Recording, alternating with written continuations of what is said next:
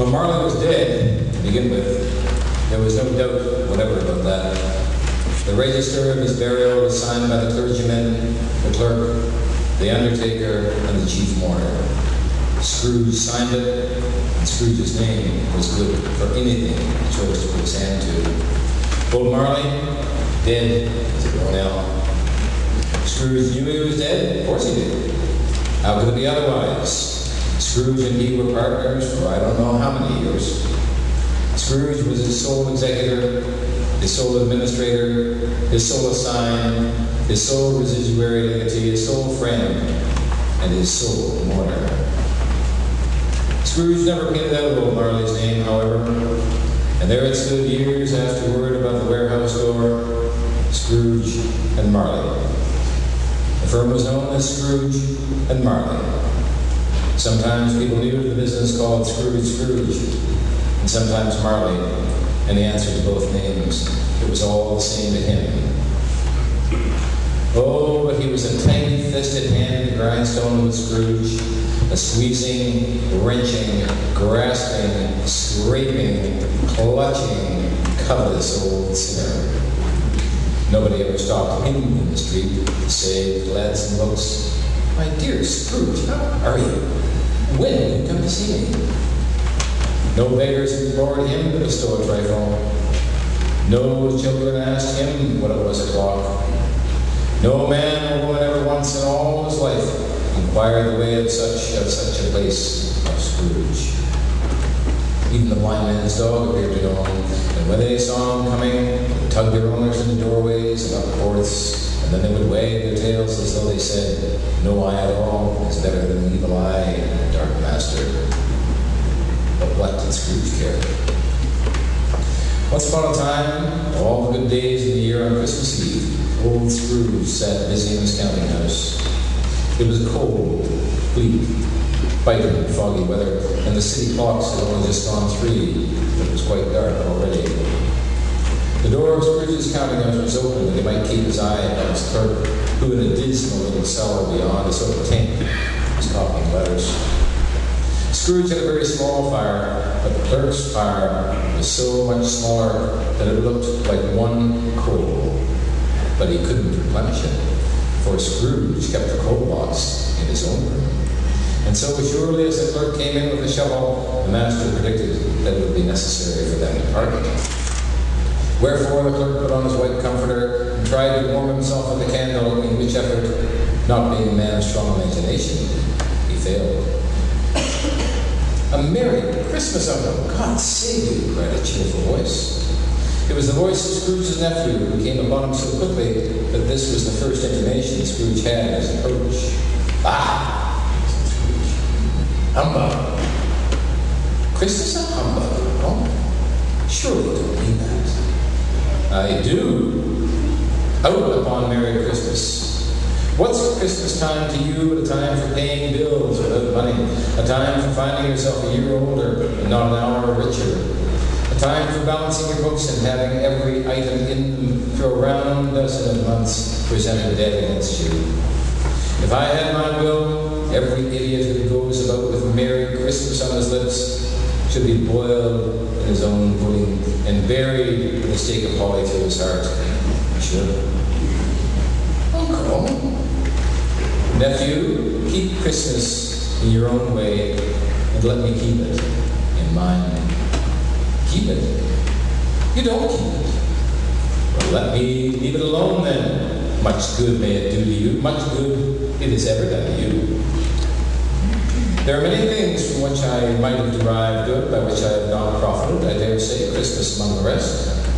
But I am sure I've always thought of Christmas time, when it has come around, apart from the veneration due its sacred origin, if anything belonging to it can be apart from that, as a good time. A kind, forgiving, charitable, pleasant time.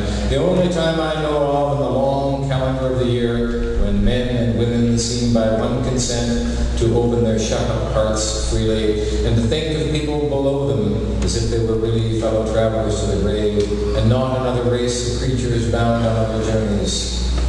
And therefore, Uncle, Though it has never put a scrap of gold or silver in my pocket, I believe it has done me good, and will do me good, and I say, God bless it. The clerk in the tank involuntarily applauded.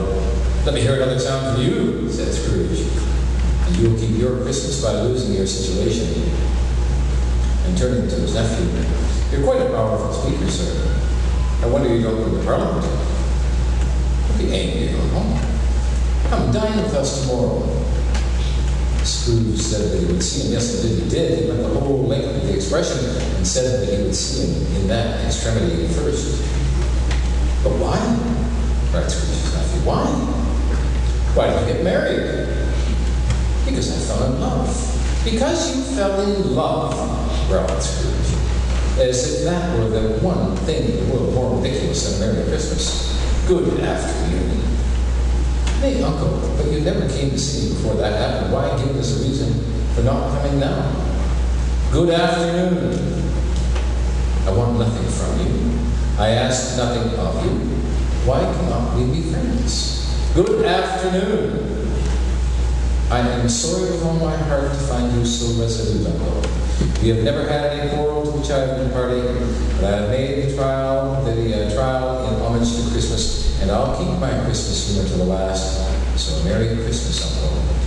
Good afternoon, and Happy New Year. Good afternoon.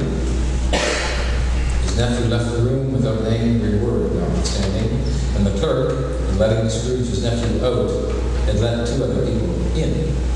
They were portly gentlemen, pleasant to behold, and now stood with their hats off in Scrooge's office. They had books and papers in their hands and bowed to him. Scrooge and Marley's, I believe, said one of the gentlemen, referring to his list. Have I the pleasure of addressing Mr. Scrooge or Mr. Marley? Mr. Marley has been dead these 7 years. He died 7 years ago this very night. At this festive season of the year, Mr. Scrooge, said the gentleman, taking up a pen, it is more than usually desirable that we should make some slight provision for the poor and the destitute, who suffer greatly at the present time. Many thousands are in want of common necessaries. Hundreds of thousands are in want of common comforts, sir. Are there no prisons? Plenty of prisons. But under the impression that they scarcely furnish Christian cheer of mind or body to the unoffending multitude, a few of us are endeavoring to raise a fund, buy the poor some meat and drink and means of warmth. And we choose this time because it is a time of all others when want is keenly felt and abundance rejoices. What shall I put you down for? Nothing. You wish to be anonymous? I wish to be left alone. And since you ask me what I wish, gentlemen, that is my answer. I don't make myself merry at Christmas, and I can't afford to make idle people merry. I help to support the prisons and the workhouses. They cost enough, and those who are badly off must go there. Many can't go there. Many would rather die. If they would rather die, they'd better do it and decrease the surplus population. At length the hour of shutting up the counting house arrived. With an ill will, Scrooge, dismounting from his stool, tacitly admitted the fact to the expectant clerk in the tank, who instantly snuffed his candle out and put on his hat. You'll want more off, I suppose, if quite convenient, sir. It's not convenient, and it's not fair. If I was to stop half a crown for it, you'd think yourself mentally ill-used, I'll be bound. Yes, sir. And yet, you don't think me ill-used if I pay a day's wage for no work? It's only once a year, sir. A poor excuse for picking a man's pocket every 25th of December. But I suppose you must have the whole day. Be here all the earlier the next day. The clerk promised he would, and Scrooge walked out with a growl. The office was closed to his twinkling, and the clerk, with the long ends and his white comforter dangling below his waist, for he boasted no greatcoat, went down a slide at the end of a lane of boys 20 times in honor of it being Christmas Eve, and then he ran home as hard as he could pelt to play at blind man's bluff.